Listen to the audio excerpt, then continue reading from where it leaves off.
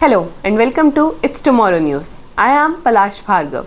Severe storms to affect large part of US over Easter weekend. Severe storms are expected to impact millions of people across the United States this Easter weekend. On Thursday, 5 million people in eastern Nebraska, northern Missouri, most of Iowa and southern Minnesota are at risk. Hazards will include large hail up to 2 inches in diameter, damaging winds and possible tornadoes.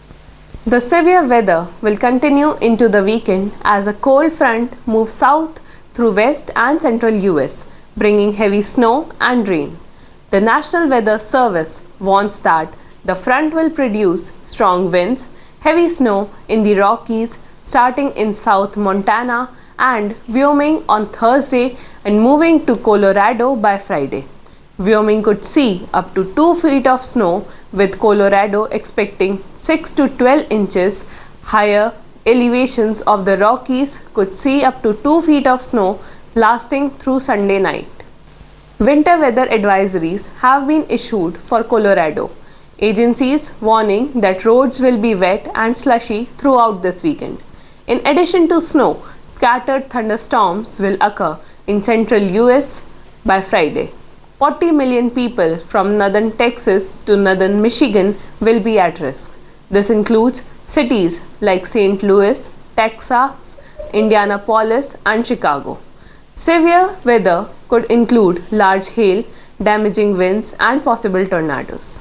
Saturday, 12 million people from southern Texas to southern Missouri will be at risk, including cities like Alabama, Waco, and Dallas.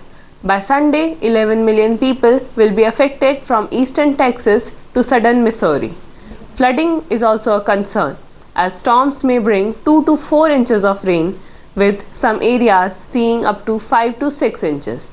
This leads to moderate flood risk by Saturday, especially in cities like Tulsa, Springfield, and St. Louis. Meanwhile, in southern west, an extreme risk is expected on Thursday. 9 million people in the Four Corners, Rockies, and Western Plains are under red flag warnings.